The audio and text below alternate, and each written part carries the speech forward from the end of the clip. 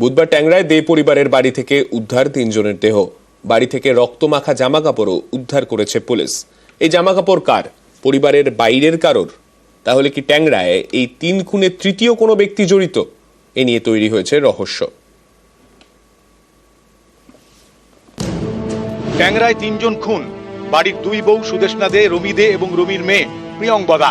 বুধবার এই বাড়ির দোতলার ৩টি ঘর থেকে এই ৩ জনের দেহ উদ্ধার হয়।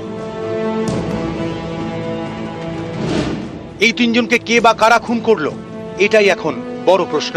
এই দেহ উদ্ধারের সঙ্গে একটি দুর্ঘটনা জড়িত। দে পরিবারের ৩ জন দুর্ঘটনায় জখম হন। ২ ভাই প্রণয়, প্রসূন এবং প্রণয়ের ছেলে প্রতীপ। ২ ভাইয়ের দেওয়া তথ্য থেকেই ট্যাংরা শিল লেনের বাড়ি থেকে ৩টি দেহ উদ্ধার হয়। ২ ভাই খুনের কথা স্বীকার করে বলেও দাবি পুলিশের, কিন্তু তারপরেও রহস্যের জট কাটছে না। কারণ দে পরিবারের দোতলায় দেহ উদ্ধার হয়েছে, আর ৩ তলা থেকে উদ্ধার হয়েছে ছুরি এবং জামা কাপড়। ছুরি, জামা কাপড় সবই রক্তমাখা। এই রক্তমাখা জামা কাপড় কার? দে পরিবারের কোনো সদস্যের, নাকি অন্য কারো? অন্য কারো হলে তৃতীয় কেউ কি খুনের সঙ্গে জড়িত? খুনের পিছনে কি তাহলে বাইরের কেউ রয়েছে? মা হিসেবে কি চান যে সত্যিটা? না, আজকে ময়নাতদন্তের রিপোর্টে প্রাথমিকভাবে এসেছেও যে খুন করা হয়েছে মনে করা হচ্ছে। কি বাইরের লোক কিছু করে অন্ধকার করে বাইরের লোক, বাইরের লোক মানে এটা কার প্রতি কোনো সন্দেহ আছে যে এরা আনাগোনা? যেটা ধারণা সেটা মানে কোনো সন্দেহ আছে আপনাদের কারোর প্রতি? তো ভালোভাবে চেনে না। পুলিশ জানতে পেরেছে ৩ জনকেই প্রথমে ঘুমের ওষুধ মেশানো পায়েস খাওয়ানো হয়, তাতেই মারা যায় কিশোরী প্রিয়ঙ্বদা। তারপর ২ মহিলা সুদেষ্ণা এবং রমিকে গলার নলি ও হাতের শিরা কেটে খুন করা হয়। পুলিশের দাবি, জিজ্ঞাসাবাদে দে পরিবারের ছোট ভাই প্রসূন খুনের কথা স্বীকার করেছে। জানিয়েছে সুদেষ্ণা এবং রমির শিরা কেটে সে খুন করেছে। তখন বড় ভাই প্রণয় কি করছিল? ২ বউ কতটা গভীর ঘুমে ছিলেন যে নলি বা শিরা কাটার সময় প্রতিরোধ করলেন না? নাকি খুনের সময় সুদেষ্ণা ও রমিকে চেপে ধরেছিল প্রণয়? এসব প্রশ্নের উত্তর খুঁজতে শুক্রবার ট্যাংরায় যান ফরেনসিক মেডিসিনের ৪ চিকিৎসক। তারা নমুনা সংগ্রহ করেন। খুনের ঘটনাস্থল দেখে তাঁদের মনেও নানা প্রশ্ন।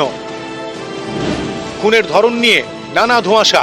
পায়েসে ঘুমের ওষুধ নাকি বিষ মেশানো হয়েছিল তা নিয়ে সন্দিহান ফরেনসিক মেডিসিনের ৪ চিকিৎসক। তদন্তকারীরা জানতে পেরেছেন আর্থিক সংকটে পড়েছিল দে পরিবার। ১৫ থেকে ২০ কোটির দেনা ছিল। মঙ্গলবার পাওনাদারদের বাড়িতে ডাকে প্রণয় প্রসূন, কিন্তু পাওনাদাররা এলেও দরজা খোলা হয়নি। তখনও বাড়িতেই ছিল প্রণয় প্রসূন। সেদিন রাতেই তারা গাড়ি নিয়ে বের হয়। পরের দিন দেহ উদ্ধার। আমি ব্যবসা করতাম এদের সাথে, লেদার সাপ্লাই করতাম। আমি 2020 থেকে ব্যবসা করেছি 2023 অব্দি। 24 আর মাল দিইনি আমি। পেমেন্ট ছিল আমার অনেক টাকার ওখানে আটকানো ছিল। একটা চেক আমার ছিল, সেটা বাউন্স হয়ে যাচ্ছিল। সেই পেমেন্টটাই লাস্ট ফাইনাল পেমেন্ট যেটা করার কথা ছিল এনার, সেই পেমেন্টটা হয়নি। এছাড়াও প্রশ্ন উঠছে ট্যাংরার দে পরিবারের সিসি ক্যামেরা নিয়ে। তদন্তকারীরা জানতে পেরেছেন বাড়িতে মোট 18টি সিসি ক্যামেরা, কিন্তু সিসি ক্যামেরার মেইন ডিভাইসের প্লাগ খোলা ছিল। তাই খুনের দিন বা খুনের সময়ে বাড়ির ভিতরের কোনো ফুটেজ পায়নি পুলিশ। অর্থাৎ একেবারে ঠান্ডা মাথায় ছক কষে খুন। ফুটেজ যাতে না মেলে তাই সিসি ক্যামেরার কানেকশনই খুলে দেওয়া হয়।